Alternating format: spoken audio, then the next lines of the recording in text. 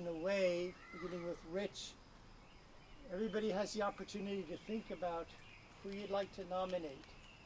You all are qualified inalienably as fellow citizens. So I invite you to take that to heart, a one-page nomination. So now we move to the second part of the evening, and that is we are once again in a campaign season. The issues fill the air, and they seem to have succeeded in once again dividing us as a nation, perhaps more so than ever before. We've invited candidates for office here in Massachusetts, and some will be coming still. We heard from a number that they're running late. That's what happens when you run for office as opposed to perhaps walk for office. But all due respects, not to judge those in whose shoes we don't walk. So we'll have more candidates arriving, but we do have some now. We said in the invitation that depending on the numbers, we'd give you 1, 2, or 3 times the time that Lincoln took for his Gettysburg Address to get to the heart of the matter. I think we can offer the candidates here 3 times the time that Lincoln took, which is about 9 minutes, to speak not so much to the issues which we hear about all the time, but might there be a deeper underlying issue? Not as with quote, the issues that separate us, but a deeper underlying issue that can unite us, we the people. We don't mention that because we have an answer in mind. The answer, I think, can have many facets, like a gem that you can turn. But for those that are candidates, and I think we'll start with you, we look forward to hearing about what you see as the deeper underlying issue that can unite us. And please introduce yourself. You can stay there, you can come forth, whatever you wish. I think I'll stand for sake of projection, and I'll try to move as I speak to be equal to all those around me. I'm Alexandra Chandler. I live in Haverhill, and I'm a candidate for Congress for the 3rd District of Massachusetts, where Nikki Tsongas is retiring. And I first, before I proceed extemporaneously to what I have discerned to be the issue in my humble opinion, I would like to pay homage for a moment to the space on which we stand. When you mentioned earlier the fact that the little drummer boy was 12 years old, 11 perhaps, 12, made me think of the fact I have 2 sons. I didn't bring them because the moment of quiet would have been several moments too long for the 2-year-old, so they're not here. But it just struck me that my own 6-year-old is more than halfway to that point of being 11 or 12. And just what that world was, what that moment was that demanded that kind of sacrifice. And I found myself tearing up when I was hearing it, and I find myself doing it again. And if there's a moment that makes you reflect upon the need for peace, upon the need for finding that within ourselves or within our society when possible. Sometimes, as on that bridge and here, it's not possible. But when we can find it, we should. And it was a call to that for me. But to proceed to the issue, what I am finding that we have done as a society is we have come to focus on some of the things that we are against. And I will get to the underlying part, which is where I think we can find common ground on what we can be for. And I think back to that very skirmish, that very battle here. The Minutemen were fighting fundamentally at that moment against tyranny. They were fighting against invasion. They were fighting for their very lives. They were fighting for the liberty of their persons. And you think about that in the terms of the whole revolution, of course. But sometimes then, if you think about it, as we move forward a year, and you go from Concord to Philadelphia, in Philadelphia, in the document that was proclaimed today, that was actually finished on July 2nd, but proclaimed to the world today, we talk about our inalienable rights. We talk about life, what they were trying to defend for themselves here. We talk about liberty, what they were trying to defend for themselves here. But sometimes I think we've lost sight of that last part, the pursuit of happiness. Just think about it. Just think about it in terms of the discussion of the 4th of July. Think about the rhetoric in our politics. Life, liberty, how much do we hear about happiness? And I'm going to self-critique myself right now, because some of what we've been talking about in the quest for peace, in my own life, I'm someone who lived through the 9/11 attacks in New York City. And I was a law student at the time. And what I did in that moment was find a way to serve. And the way that I found to serve was to look at what I was against, which was, in my case, I worked on analysis to combat the spread of weapons to conflict zones and to combat the spread of weapons of mass destruction, we call counterproliferation. So I myself as a person was for 12, almost 13 years focused on what I was against, fighting back against a spread of equipment, of weapons of war that would harm or kill people. So in myself, as I look at myself, I too had to make this transition as I moved out of that sphere, intelligence and national security, into politics. And it's now not longer just what am I against, but what am I for? And as I have looked at that, from the perspective you spoke earlier of sometimes it's the outsider. And in modesty, I do consider myself still an outsider to politics, though I don't put myself on the same platform as Gabor. But what I would say is, from that outside perspective, it just glares at me, as I think it might for many around the circle. There's a lot of talk about what we're against. And I think that sometimes in that negative space of what's missing, you can find what's actually essential.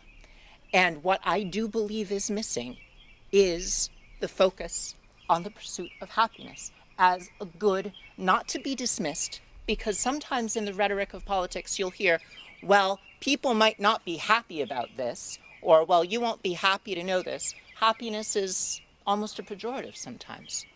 But I think that if there were more of an intentional, philosophical focus on this in our politics, it will help us move to what I see as a key ingredient, the assuming the best intent of another. I happen to be a candidate for the nomination of the Democratic Party. But if I'm to be effective, I need to look across the aisle to someone who has sought the nomination and received it of the Republican Party and say, even though I might find that your prescriptions to help people achieve happiness, that pursuit of happiness, even if I think those prescriptions are wrong, if I think that you are fundamentally headed in that direction, then we can have a conversation within these bounds. But if I don't believe that you are on board with that basic proposition, then where are we going to find any kind of common ground? And I do think also that what it does is reframes the dialogue over what matters in our politics, what matters in our society. And if we believe that even the pursuit of happiness, it's not a guarantee of happiness, it's a guarantee for the pursuit. But if one is to pursue happiness, you have to have your fundamental needs met. You have to have access to food. You have to have access to clean water. You have to have access to education. You have to have access to those basic necessities. So that then if we reframe the dialogue around enabling people to pursue that happiness, I believe we will also open the aperture to a better consideration of policies that will advance the common good and lead to a better outcome, not just for the politics, but for the actual people of this country. And isn't that what this is supposed to be all about? So that is my humble offering to the discussion, and I thank you all for coming. I thank you for your time.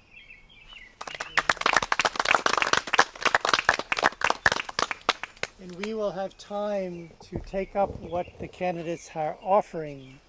So would another candidate identify himself? Jimmy Tingle. Yes, please come forward. Yeah, all right. Thank you. Hi, everybody. My name's Jimmy Tingle. I'm a candidate for Lieutenant Governor. Excellent to be here tonight. I assume you're Stuart? Yes. Nice to meet you, Stuart. Thank you for the invitation, and thank you for everybody. So I just wanted to read a little thing about why we're here today on the holiday, and then just talk a little bit about a problem that has, I think, it's a problem that cuts across all sorts of classes, races, religions in our country. So this is a little bit on the Independence Day. When the 13 colonies rose up against England in 1776, they were taking on the British Empire and were complete underdogs in terms of wealth, arms, and international status. They were only superior in the most crucial area of any resistance movement. They held the moral high ground.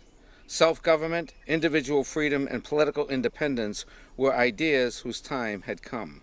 When they formally rebelled against the Crown by signing a Declaration of Independence, they were in effect committing treason, a crime punishable by death.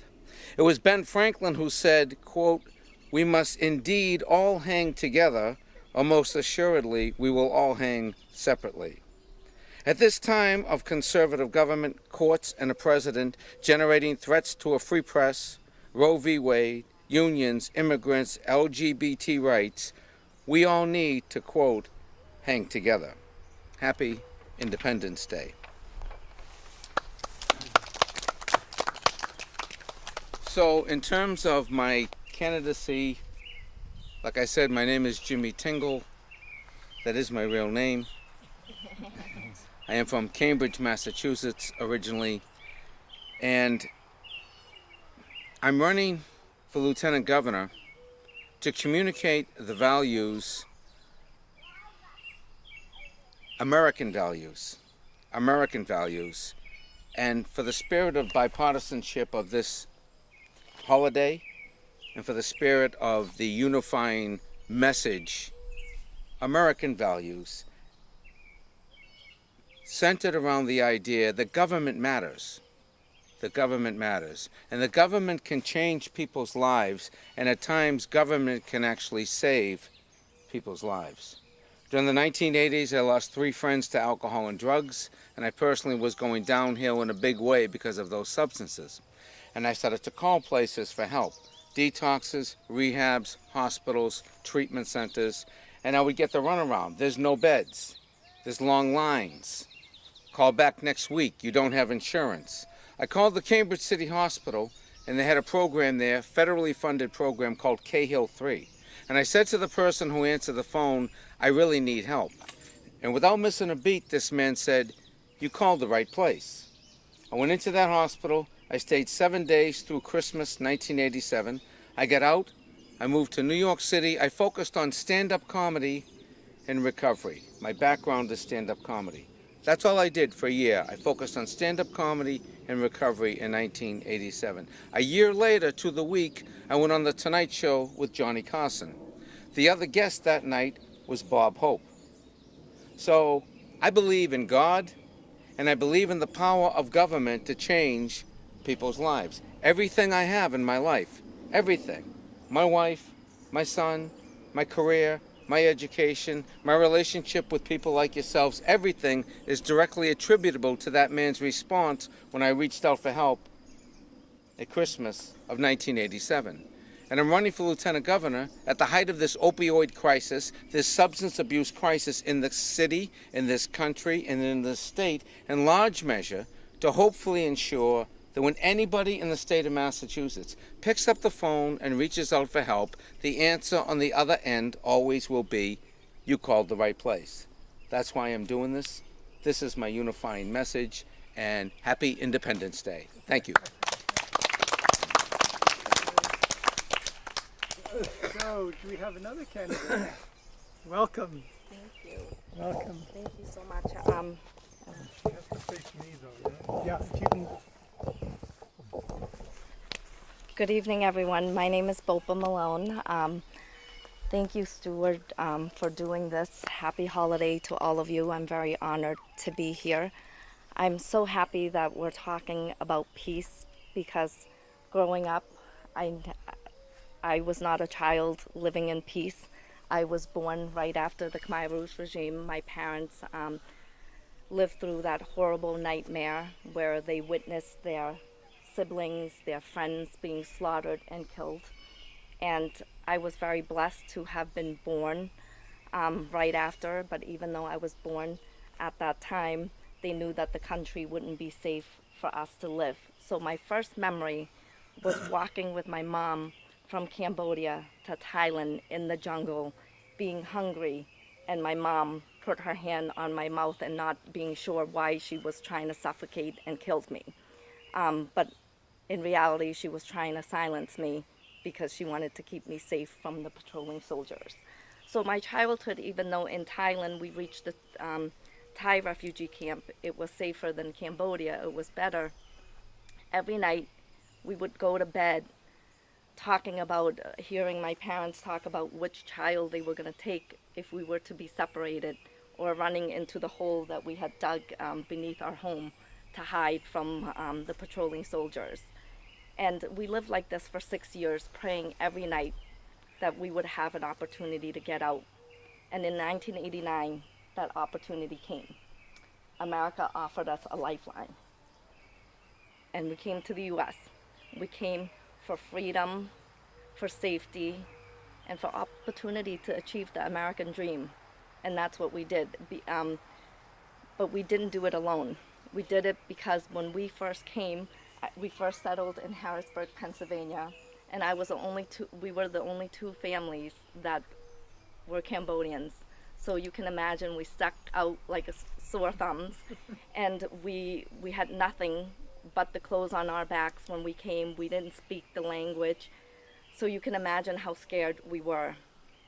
But it was caring teachers, mentors who took the time to teach me English, to come to our home, to teach us what Thanksgiving and Christmas were about.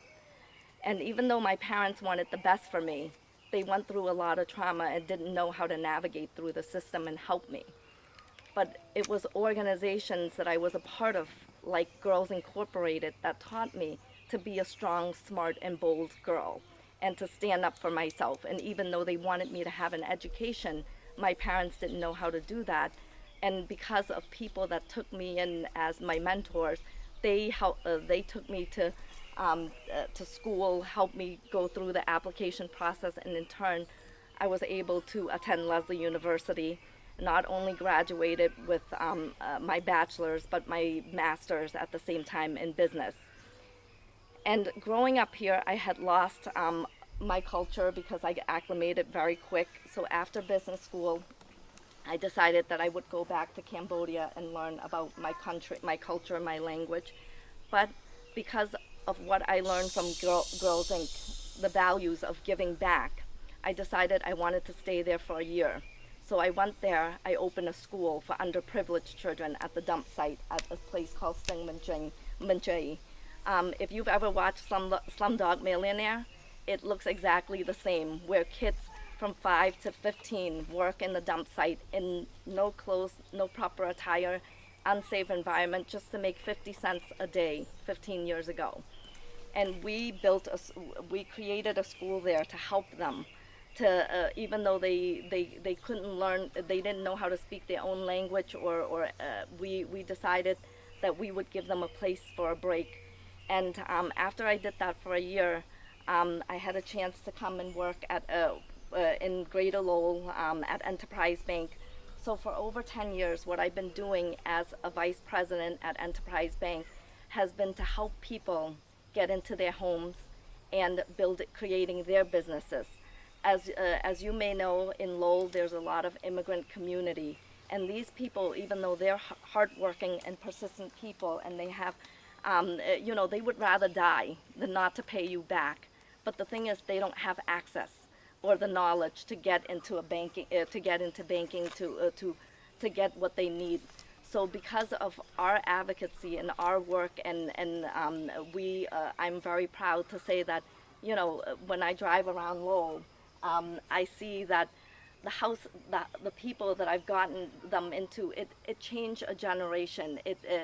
The businesses that creates jobs and allow people to have jobs, as opposed to living in generation of poverty. So that's what I've been doing for over 10 years. That's been my job and my career. And in addition to doing that, I've been serving the community by being a part of Middlesex Community College. I'm a trustee there. I'm a board member of Lowell General Hospital. I'm also a board member of Girls Incorporated, which I love their programs because I was a part of it, and my alma mater, Lesley University. And the reason why I'm running for Congress, I never thought of this, because growing up, my parents always taught me, work hard, don't get into politics, because because of the fact that you can in Cambodia, they've seen that people get into it and you can get killed, and especially as a woman, my role in the Asian community is that also work hard, listen, don't speak up. And basically through all of my community work, I've seen that ordinary people aren't being heard. So for example, as a trustee of Middlesex Community College, I chair the Student Experience Committee. And I sit with them, I say, share with me what you're going through. And they tell me they work multiple jobs just to go to school. But when they're at school, they're fighting because the food pantry doesn't have enough food.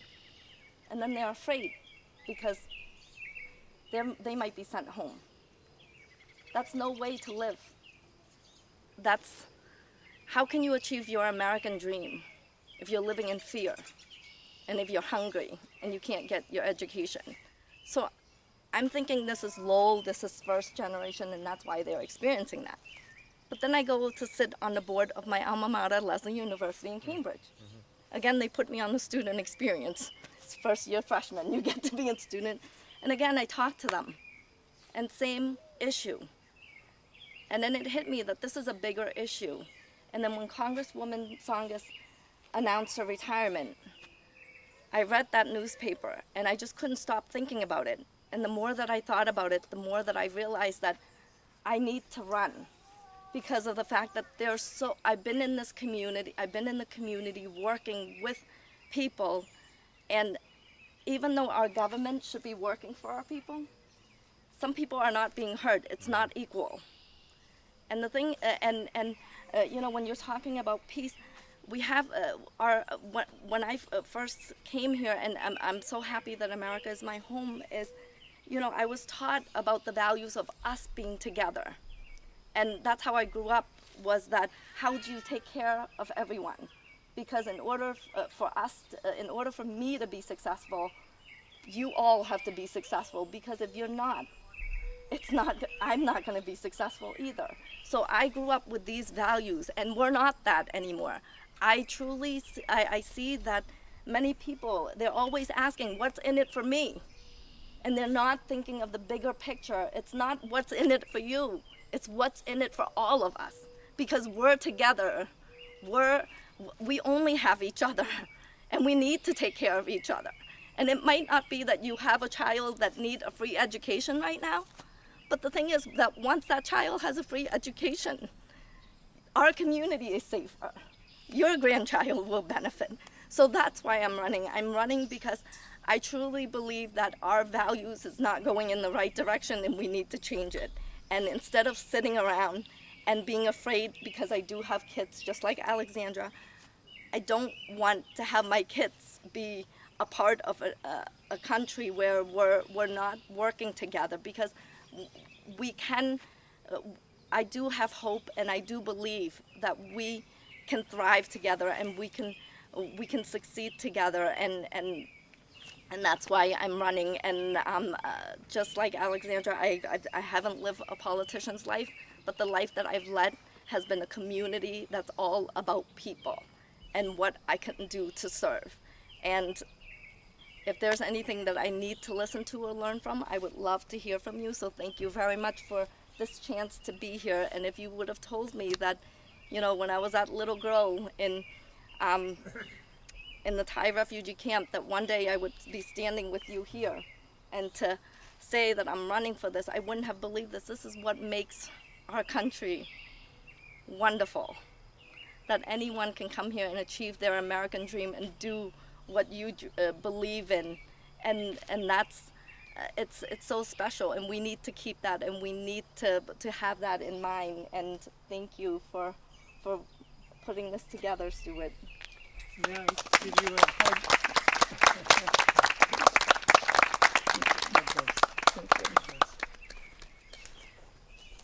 So, do we have other candidates with us?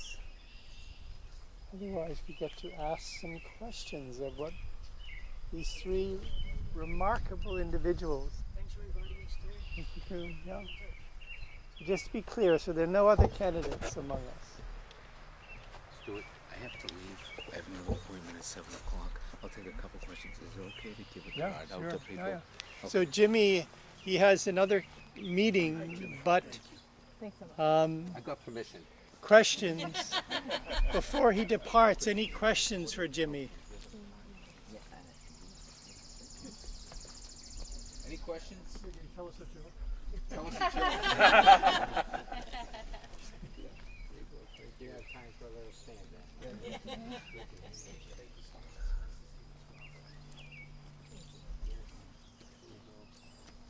One question. Any questions? Oh, thank you. Alexander, did you have a card? Okay, cool. I was just so impressed. Can I just say something? I was so impressed with the other two speakers. Awesome job. Awesome job. And this has been just an incredibly rewarding experience running for office. I've been a comedian for 35 years. I've done social and political humor, and I just felt like, okay, I need to go to another level, and I need to take all these ideas and all this energy and all this creativity and put it into action where it actually has consequences that matter. As an entertainer, I could do Trump jokes for the rest of my life. There is no shortage of them. However, it doesn't change anything. And all the things that I've been thinking about, entertainment never opened a treatment center. It never reduced gun violence. It never built a school.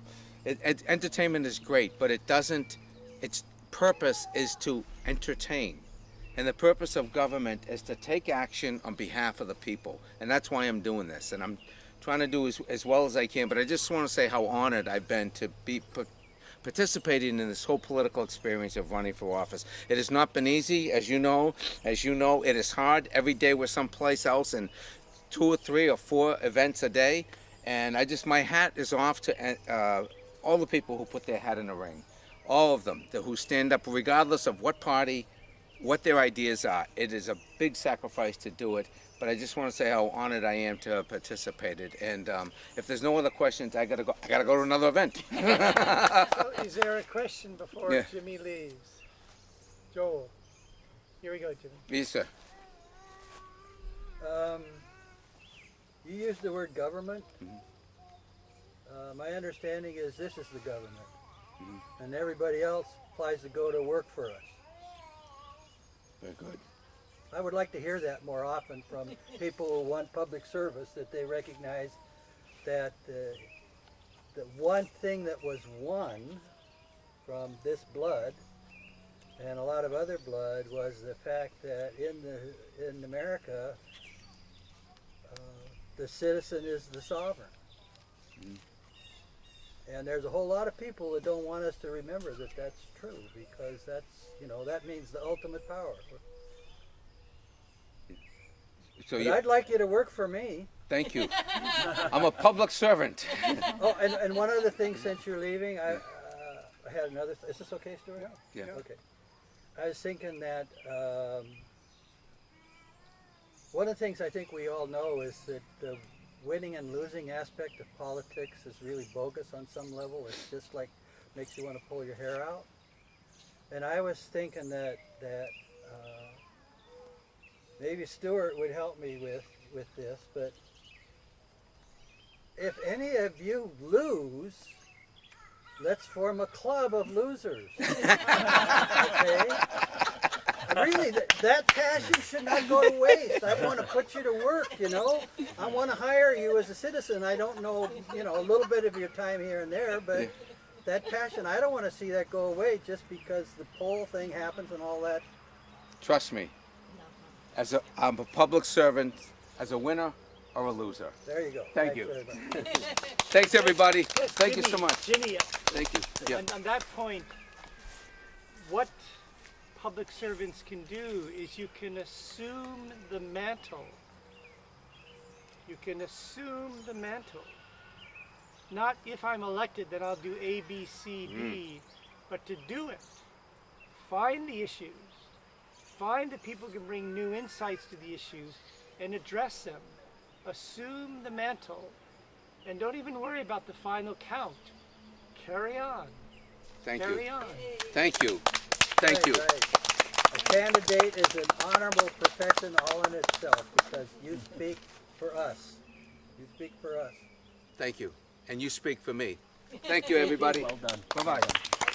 So friends, we've had two extraordinary presentations along with Jimmy's. Any questions, any thoughts for the two who've spoken? I have a question for both. Yes, Do you know a gentleman called Sam Lees? yes, I do. Yes, Okay, he's I running for work with state him rep when- right now. When I worked with him, when he challenged Nikki Saunders the last time, we used to meet in the cafes around here and continued by email stuff. But I would love to it'd be have fun to coffee have an with you. exchange about that. Yeah, I He would told love to he have, had such a rich story. yes. I'm already primed for for you. So, Thank you. Thank you. I would love to have coffee and learn from you if possible. Thank you. So friends, other questions to these remarkable presentations? You both said you have children. The way a lot of feeling is now in politics here, that our children are the most important. But to share the ancient wisdom of India, saying when there is preference to our children before the children of others, war is near. So all in the world, children that are born are our children. And what is happening to any child in any border, because I've been in Europe, I've seen all those migrants and what happened with separation of children on this border. This is not for 21st century world. So I'm glad that you are mothers and you will be living that like mothers. Gandhi, we know about it, people were saying women power is coming to balance. So I met Dr. Helen Caldicott, Medea Benjamin, amazing women all this century are standing up to this male patriarchal militaristic kind of inertia that now is really to the limit on both sides, the Russian, the Asian, and here. Thank you. Closer for the good of the recording. I agree so deeply. You mentioned Russia. Some of my academic training was in Russian foreign policy. When I went to Brown University, I had Professor Sergei Khrushchev as my undergraduate thesis advisor. So that's some of my training. And now with Putin in office, it's often the mothers of the soldiers that have been sent to eastern Ukraine, that were sent to Crimea, that were the ones that would go into the streets when it was the most dangerous to say, where are our children? Where are our children? And it wasn't just about their own individual child, even after this position was known. It was about all of the Russian children now young adults that had been sent. And it all interconnects. I mean, you talk about that we can't just think of our own children, we have to think of the children around the world. I mean, part of my work in the intelligence community, we learned only too well and too many times about how everything is interconnected. And as the ravages of climate change already are disrupting harvests and patterns of trade and patterns of life throughout the Middle East, that this then ripples into economic changes, that then ripples into disturbances in Tunisia and Syria, which ripple into revolution, which on one hand gives us the Arab Spring, but on the other hand gives us the Syrian civil war. And that what happens with those children then, and their families then, turns into, on one hand, democracy coming and then sometimes being challenged, and then in the case of Syria, refugee flows throughout Europe, which then bring down governments when they're not up to the challenge. So the lot of those kids in those countries become the lot of our own children very, very quickly. So it resonated with me, so thank you. And the children that are coming to this country from South and Central America Yes. are the victims of the politics of the former Cold War Yes. on both sides, selling weapons to all kinds of sides to fight, and these are the ones that are now running from all kinds of violence, and to stop them there and leave them on bridges and say this country is full, stay on the heat here, and it's not the moral position for people that being always like generous to welcome immigrants from all over, and it's still a big continent. There is room for settling more. Oh, I could keep going, but I would to defer to Farad. I totally agree with what you're saying. I think right now, if I was a refugee, if we came here because the country was not safe, and if we were to come here now, I don't think we would be able to. And I was never separated from my parents or anything, but growing up, I've lived with a lot of trauma already, experiencing what we experienced. But so I can't imagine of what those kids are going through. I mean, I just, you know what I mean? Like, I just can't imagine having to run and the violence that they've been experiencing already, and to reach a place where all of us came here as immigrants. That's who we are, and we were able to come here and achieve our dreams. Why can't they? And I understand that certain laws, but they're asylum seekers. They're not breaking any laws. And if it is a law, then we need to work through it and be humane. So I truly believe that it's very immoral, and we're going to have many issues to come because of the fact when kids of trauma living through certain situations like that. And for me, I was very lucky that, as I mentioned, I had an organization and caring people and mentors that took me out of my thinking and gave me hope and lifted me up. But many people might not have that.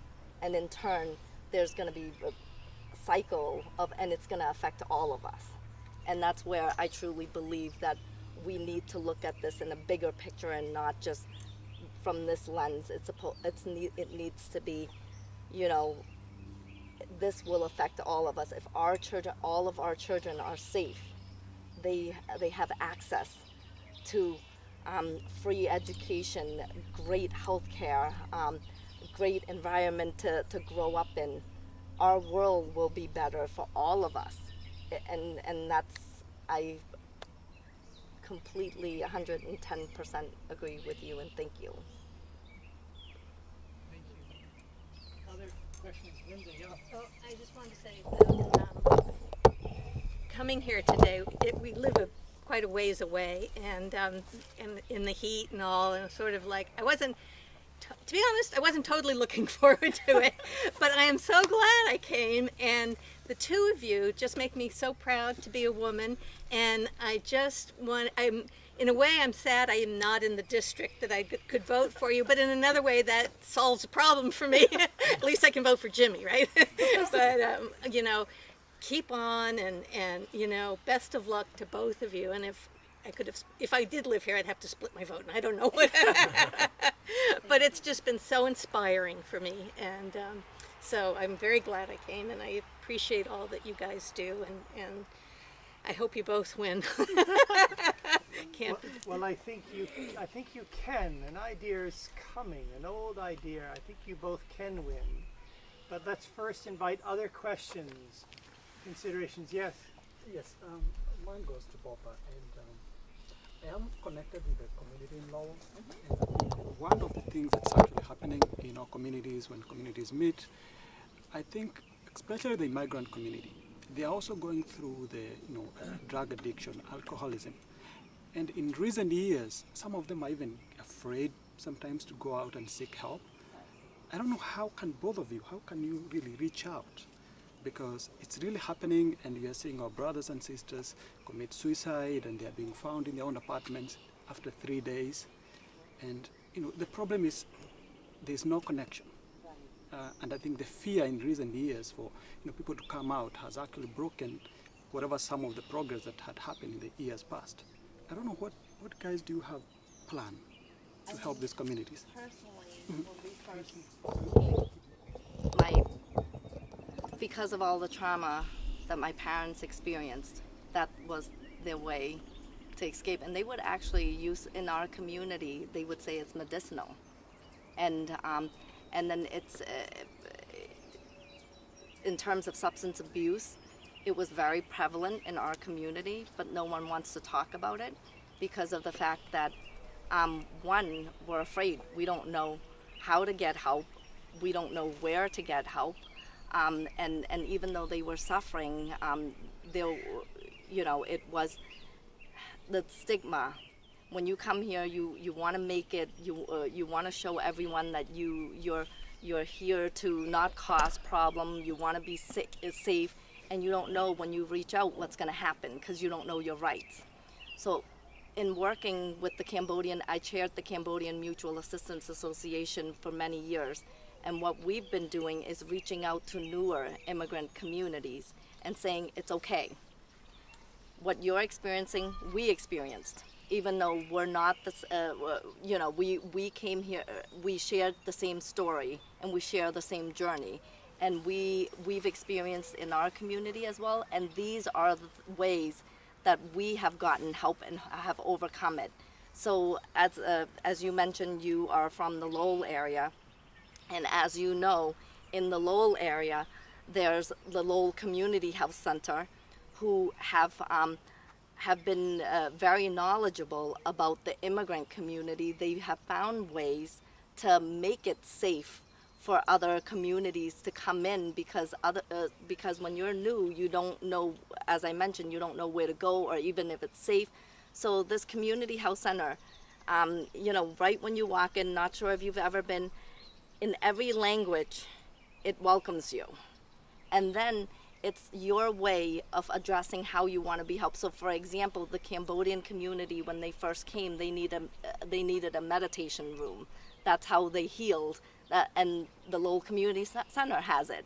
And now it's expanding. So I don't know, I'm not sure if I answer your question completely, but I think how we address it would be to allow people to understand that it's okay, that it is a problem and it's okay. You can get help. And if you're willing to get help, we can help you. There are resources out there. and translate it to different languages. We worked on system change in the Lowell area as well. There's a lot of resources that have been translated to Khmer and Spanish and other languages as well. So, so the first step would be for the community to say it's okay and we want help. And then because other communities that have come before have gone through it and have overcome it, and you too can do it.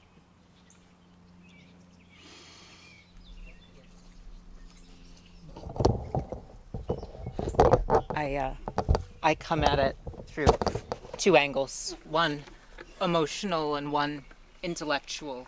For me, it's emotional because my own father struggled with addiction. He started with alcohol, he moved to prescription drugs, and he moved to non-prescription drugs, and it is part of why I lost him when I was only 17. So that's something I carry with me when I think of this. Then intellectually, Bopa was mentioning community health centers. I was on the board of a community health center. Well, I was in Washington, D.C. in the intelligence community. I was on the board of this LGBT community health center because I am myself a transgender woman and a lesbian woman. So that is where I got care. And as a patient, I was brought onto this board to help guide the clinic.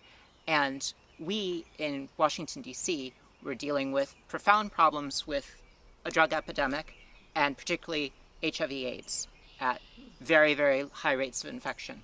And we also had problems, particularly in communities of color, but then this is the intersections of identity. Communities of color, immigrant communities of color who are also LGBT, where they would not feel safe accessing services, as Bopa was talking about too.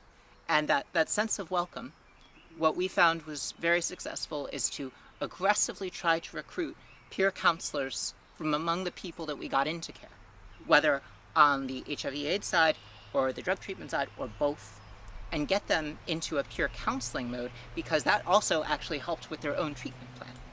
But then that would also help to bring more people in.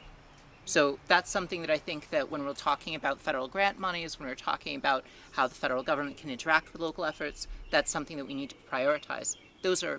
That's on the short term end.